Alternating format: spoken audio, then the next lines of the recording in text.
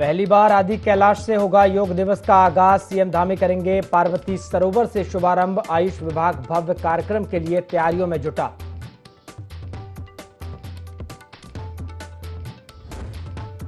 उपचुनाव के लिए कांग्रेस ने घोषित किए प्रत्याशी। बद्रीनाथ और मंगलूर सीट पर होना है उपचुनाव। 10 जुलाई को दोनों सीटों पर उपचुनाव।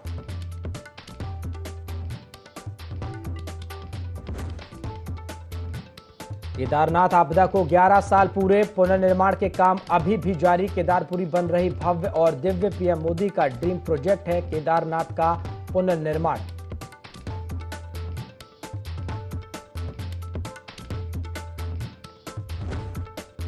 पैसों के लेन देन के मामले में देहरादून में चली गोली कांड में हुई एक की मौत। 2 घायलों का जिला अस्पताल में चल रहा इलाज।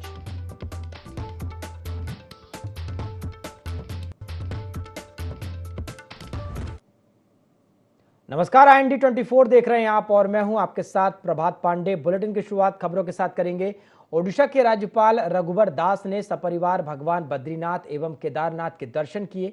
बता दें कि ओडिशा के राज्यपाल रघुवर दास हेलीकॉप्टर से केदारनाथ धाम पहुंचे, जहां हेलीपैड पर मंदिर समिति एवं तीर्थ पुरोहितों ने उनका स्वागत किया। इसके बाद राज्यपाल केदारनाथ मंदिर पहुंचे, मंदिर में दर्शन किए और भगवान केदारनाथ का जलाभिषेक भी किया तथा लोक कल्याण की कामना भी की। दर्शन के पश्चात श्री बद्रीनाथ केदारनाथ मंदिर समिति केदारनाथ प्रभारी अधिशासी अभियंता अनिल ध्यानी ने ओडिशा के राज्यपाल का अभिवादन किया।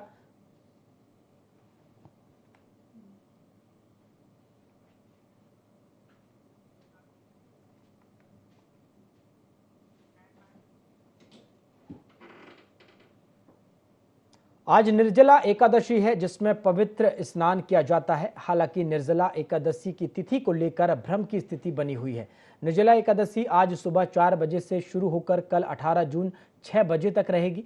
जानकारों के अनुसार निर्जला एकादशी का व्रत 18 जून को रखा जाएगा। इस कारण हरिद्वार में हर की पौड़ी पर स्नान करने आने वाले श्रद्धालुओं को दोनों ही दिन आने की संभावना है। आज भी हजारों की संख्या में लोग हर की पौड़ी और अन्य गंगा घाटों पर पहुंचकर गंगा स्नान कर रहे हैं। पुलिस ने भी एक दिन पहले पड़े गंगा दशहरा के स्नान की तरह ही मेले क्षेत्र को 3 सुपर जोन और 9 जोन में बांटकर सुरक्षा के कड़े इंतजाम किए हैं।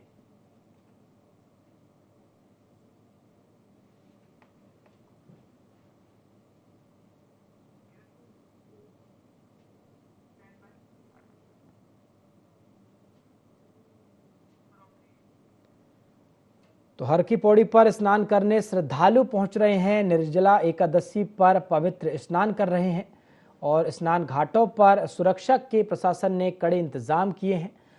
आज निर्जला एकादशी का दिन है और इस पर सभी लोग आस्था की डुबकी लगाने हरिद्वार में हर की पौड़ी पर पहुंच रहे हैं। सुप्रसिद्ध कथावाचक बागेश्वर धाम सरकार के नाम से प्रसिद्ध पंडित धीरेन्द्र कृष्ण शास्त्री बद्रीनाथ धाम पहुंचे। पंडित धीरेन्द्र कृष्ण शास्त्री भक्त मंडली के साथ बद्रीनाथ धाम स्थित खाक चौक आश्रम पहुंचे, जहां आश्रम के संस्थापक संत बालक योगेश्वर दास जी महाराज और अन्य संतों ने उनका स्वागत किया। बागेश्वर धाम पंडित धीरेन्द्र शास्त्री ने दर्शन को पहुंचे भक्तों का अभिवादन भी स्वीकार किया।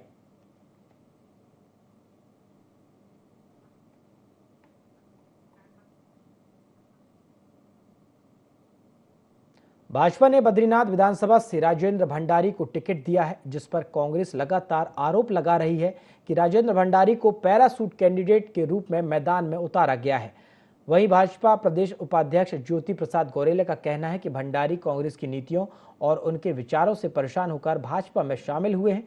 भंडारी मोदी जी के नेतृत्व और उनके विकसित भारत के विजन को देखकर भाजपा में शामिल हुए हैं और अब भाजपा के निष्ठावान कार्यकर्ता के रूप में काम कर रहे हैं।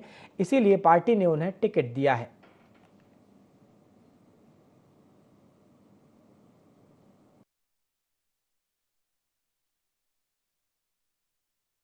राजेंद्र भंडारी जी ने कांग्रेस की नीतियों के खिलाफ होकर भारतीय जनता पार्टी में वो शामिल हुए।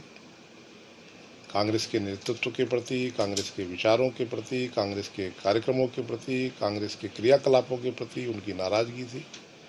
भारतीय जनता पार्टी के नरेंद्र भाई मोदी के नेतृत्व को देखते हुए भारतीय जनता पार्टी में शामिल हुए और देश के विकास की मुख्य धारा में जुड़ने की उनकी इच्छा नरेंद्र भाई मोदी के विकसित भारत के संकल्प को आगे बढ़ाने का उनकी इच्छा, इस कारण से वो पार्टी में शामिल हुए हैं। आज वो भारतीय जनता पार्टी के सिपाही के रूप में और निष्ठावान तरीके से काम कर रहे हैं, इसलिए भारतीय जनता पार्टी में। चलिए बड़ी खबर आपको दे दें, कांग्रेस ने उपचुनाव में प्रत्याशियों की घोषणा की है।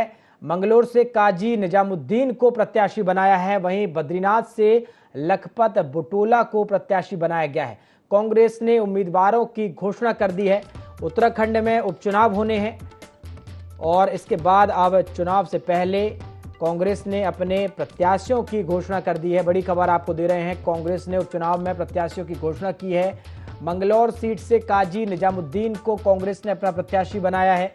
तो वहीं अगर बात करें बद्रीनाथ सीट की, तो बद्रीनाथ से लखपत बुटोला को प्रत्याशी बनाया है। दोनों ही सीट पर उपचुनाव होने हैं और कांग्रेस ने कहीं ना कहीं तेजी दिखाते हुए अपने दोनों ही प्रत्याशियों की घोषणा की है। मंगलौर और बद्रीनाथ सीट पर उपचुनाव होगा। आपको बता दें, उत्तराखंड सहित 7 राज्यों में उपचुनाव होने हैं और अब कांग्रेस ने अपने प्रत्याशियों की घोषणा भी कर दी है। उत्तराखंड में बद्रीनाथ और मंगलौर सीट पर उपचुनाव होने हैं, जिसे लेकर भाजपा की ओर से प्रत्याशियों की घोषणा हो चुकी है। मंगलौर सीट से भाजपा ने पूर्व मंत्री रहे करतार सिंह भड़ाना और बद्रीनाथ विधानसभा से निवर्तमान विधायक राजेंद्र भंडारी को प्रत्याशी बनाया है। वहीं कांग्रेस ने अभी तक प्रत्याशियों की घोषणा नहीं की है, हालांकि अब प्रत्याशियों की घोषणा हो चुकी है। उपचुनाव को लेकर धर्मपुर से भाजपा विधायक विनोद चमोली ने कहा है कि हम उत्तराखंड की 2 सीटों पर होने जा रहे उपचुनाव को पूरी ताकत के साथ लड़ेंगे।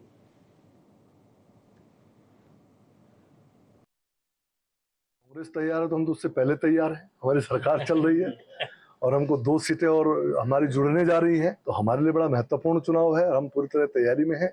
अब चुनाव की तिथियां घोषित हो गई हैं, अब चुनाव लड़ा जाएगा दमदारी से और देखेंगे कांग्रेस कितने पानी में है। देहरादून के रायपुर थाना क्षेत्र के डोभाल चौक पर देर रात 3 युवकों को गोली मार दी गई। एक युवक की गोली लगने से मौके पर ही मौत हो गई, जबकि अन्य 2 घायल हैं। बताया जा रहा है कि ब्याज के लेन देन को लेकर विवाद हुआ था। मृतक का शव सुबह नाले से बरामद हुआ। बताया जा रहा है कि रात भर पुलिस और परिजन ढूंढते रहे, लेकिन युवक नहीं मिला। हालांकि सुबह होने पर युवक का शव मिला। परिजन और स्थानीय निवासियों ने पुलिस को शव देने से इनकार कर दिया। पुलिस ने मामले की जांच फिलहाल शुरू कर दी है।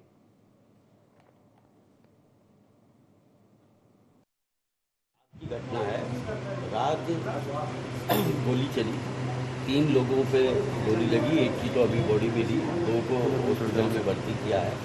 हमारा ये कहना है कि जो यहाँ पर क्षेत्र में नासूर बन गए, ये जो ब्याज वगैरह के काम करते हैं और उससे जनता का उत्पीड़न करते हैं, इन पे अंत लगना चाहिए और जिन्होंने भी ये कर्म किया है उनके खिलाफ सख्त से सख्त कार्रवाई पुलिस प्रशासन वो करे।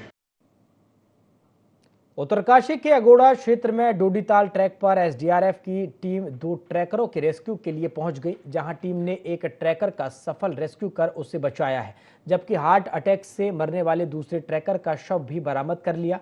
टीम ने शव को स्ट्रेचर के माध्यम से वैकल्पिक मार्ग से होते हुए मुख्य मार्ग तक लाकर जिला पुलिस के हवाले कर दिया। साथ ही घायल को इलाज के लिए अस्पताल भी भेजा है।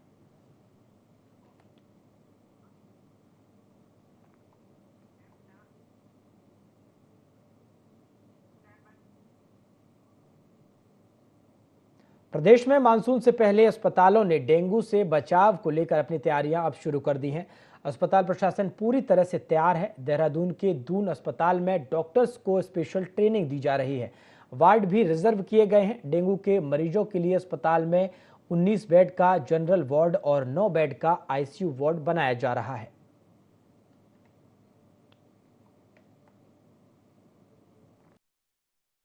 हमारी पूरी तरह तैयारियां हैं। इसमें हमारे डॉक्टर्स और बाकी जो जूनियर डॉक्टर्स बाकी स्टाफ है, इन सबकी एक रीट्रेनिंग हम लोगों ने करा दी गई है, जिसमें कि उनको बुखार का किस तरह मैनेजमेंट आगे बढ़ना होता है, डेंगू के केस में क्या करना होता है। बाकी इस बीच में मैं बताना चाहूँगा कि हमारा एक 19 बेड का जनरल वार्ड और एक 9 बेड का आईसीयू इसके लिए रिजर्व किया गया है और अगर केसेज बढ़ते हैं तो उस केस में भी हम लोग के पास रिजर्व कैपेसिटी है। बकरीद का त्योहार मुस्लिम धर्म के लोगों द्वारा मनाया जा रहा है। मुस्लिम समाज के लोगों ने जामा मस्जिद में नमाज पढ़ी। इसके बाद लोगों ने कुर्बानी दी। समाज के लोगों ने बताया कि कुर्बानी के साथ साथ हम सभी को अपने अंदर की बुराइयां और बुरी आदतों की भी कुर्बानी देनी चाहिए।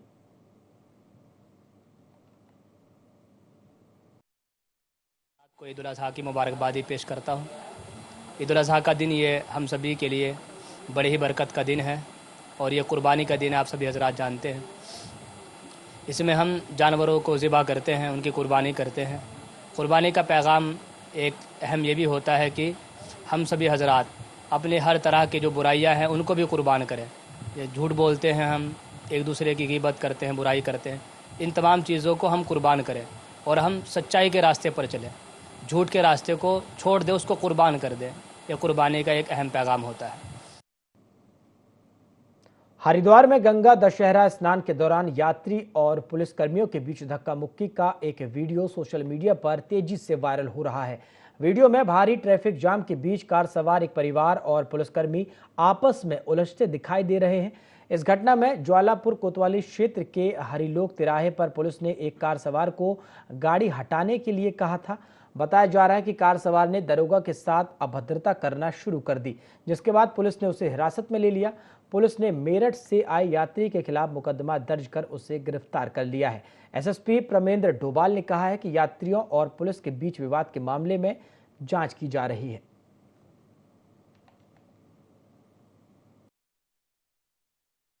ये जो वीडियो वायरल हुआ है, ये बात की प्रक्रिया का है जब पुलिस उन्हें हिरासत में ले रही है। लेकिन उससे पूर्व जो ये पुलिस के साथ अभद्रता कर रहे हैं, वो वीडियो भी हमने अपने पोर्टल से, अपने जो ट्विटर हैंडल से हमने जारी किया है। तो दोनों ही तथ्यों को ध्यान में रखा जाना चाहिए। हिरासत में इनको इसलिए भी लिया गया क्योंकि इनके द्वारा एक अवैध असलहा ये कैरी कर रहे थे और उससे पूछताछ के लिए इनको हिरासत में लिया जा रहा था। तो पूरी प्रोसेस पुलिस के द्वारा कानूनी प्रोसेस को फॉलो किया गया है। इनके साथ जो लोग थे, जो भी महिलाएं और बच्चे थे, उनको पुलिस ने कानूनी प्रक्रिया से पृथक किया गया है। लोकसभा चुनाव खत्म होने के बाद पक्ष विपक्ष लगातार मंथन कर रहे हैं। राज्य में 5 सीटें जीतने के बाद भाजपा अब बद्रीनाथ और मंगलौर उपचुनाव के लिए उत्साहित दिख रही है।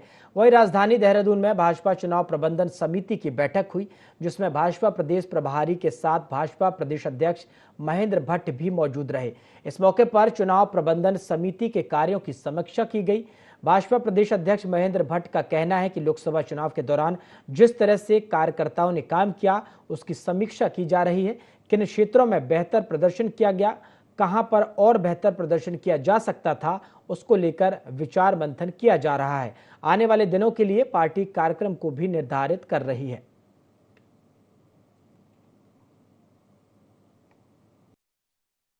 की बैठक, अंतिम बैठक में होगा। लोकसभा चुनाव के बाद हमने कमेटी बनाई, उनके साथ हम लोग बैठे हुए हैं। अलग अलग आयामों के काम सबको दिए गए थे, उन कामों की समीक्षा और उसी काम पर कहा और अच्छा हम कर सकते थे, उस पर सुझाव, ये सब विषय की चर्चा इस बैठक में हो रही है। चाहे राष्ट्र नेताओं की सभाओं का विषय हो, हमारा सोशल मीडिया से जुड़ा विषय हो, मीडिया जगत में पत्रकारिता के क्षेत्र का विषय हो, और अच्छा कैसे किया जा सकता है, उसमें कार्यकर्ताओं द्वारा अच्छे सुझाव दिए जा रहे हैं। और भविष्य में जो नगर निगम नगर पालिका के चुनाव है, 2 बाई इलेक्शन है, उसमें हम और गुणात्मक वृद्धि के साथ और अपने काम को आगे बढ़ाएं। उत्तराखंड के श्रीनगर में दर्दनाक हादसा हो गया। खिरसू कठुली लिंक मोटर मार्ग पर एक कार खाई में गिर गई। हादसे में 2 बच्चे समेत 4 लोगों की मौत हो गई, जबकि 3 लोग घायल बताए जा रहे हैं। एएसआई सुनील रावत ने बताया कि कार खिरसू से कठुली गांव को जा रही थी, तभी कार अनियंत्रित होकर खाई में जा गिरी। सूचना मिलते ही एसडीआरएफ की टीम मौके पर पहुंची और राहत और बचाव कार्य शुरू किया। बताया जा रहा है कि वाहन में 7 लोग सवार थे।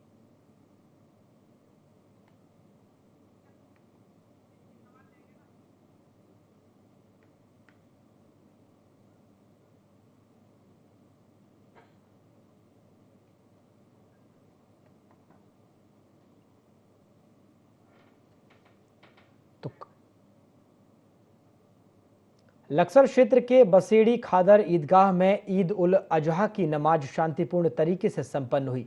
बसेड़ी खादर जामा मस्जिद के इमाम मुफ्ती रिजवान अहमद ने बताया कि हर साल की तरह इस साल भी बसेड़ी खादर की ईदगाह में नमाज शांतिपूर्ण तरीके से संपन्न हुई है। उन्होंने कहा कि हर किसी को सरकार के आदेशों का पालन करना चाहिए, दूसरे मजहब का भी हमें ख्याल रखना चाहिए, किसी को भी हमारी वजह से कोई ठेस ना पहुंचे।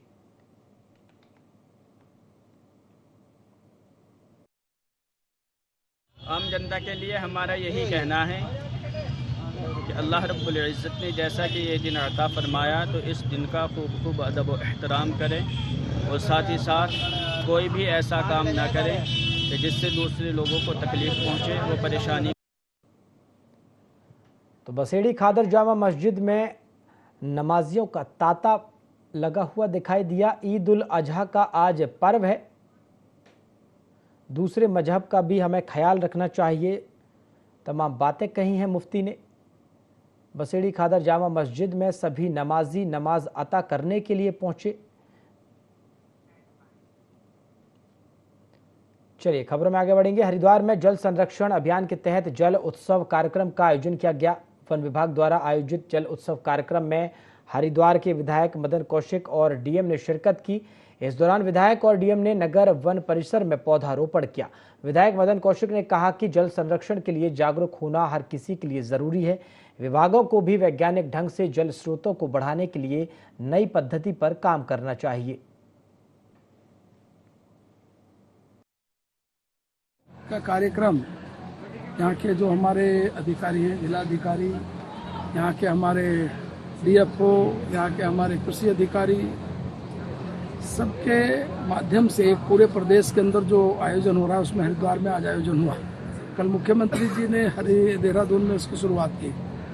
सभी लोगों से अपील की कि हमें आने वाले समय में जल को किस प्रकार से ज़्यादा जो अपना भूगर्भ है उसको बढ़ाने का काम कर सकते हैं, हम लोग किस प्रकार से जल को जो उपयोग करने का कैसे ठीक कर सकते हैं, क्या क्या सावधानी है, किस फसल को हम ले सकते हैं, किस फसल को नहीं लिया जा सकता है, किस फसल के कारण जल का हमारा जो नीचे का स्तर है वो घट रहा है।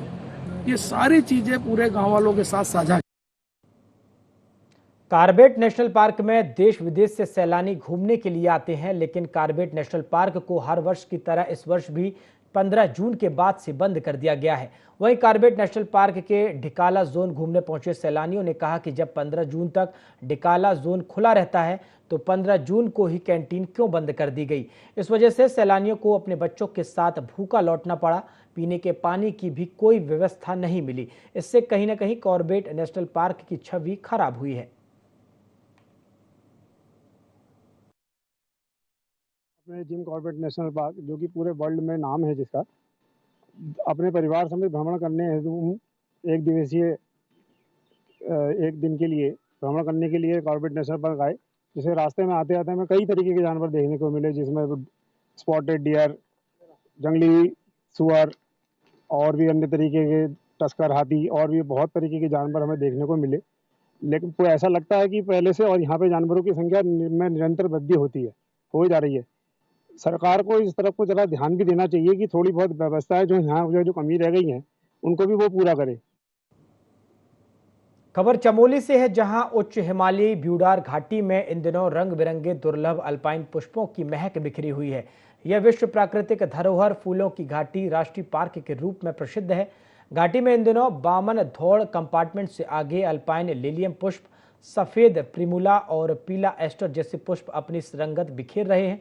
वहीं खुशनुमा मौसम के बीच आजकल पूरी घाटी सफेद केसरिया रंग में रंगी नजर आ रही है। जैव विविधता और दुर्लभ वन्य जीवन के लिए प्रसिद्ध यह फूलों की घाटी राष्ट्रीय पार्क देशी विदेशी पर्यटकों और प्रकृति प्रेमियों से गुलजार है।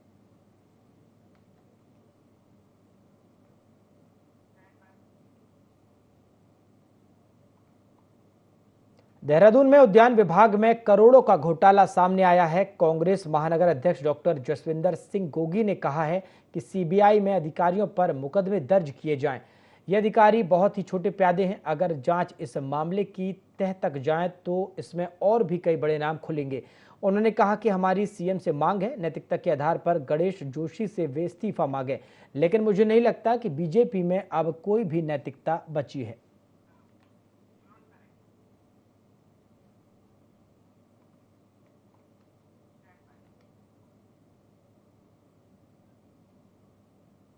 बुलेटिन में फिलहाल इतना ही। देश और दुनिया की तमाम खबरों के लिए आप देखते रहिए IND24। नमस्कार।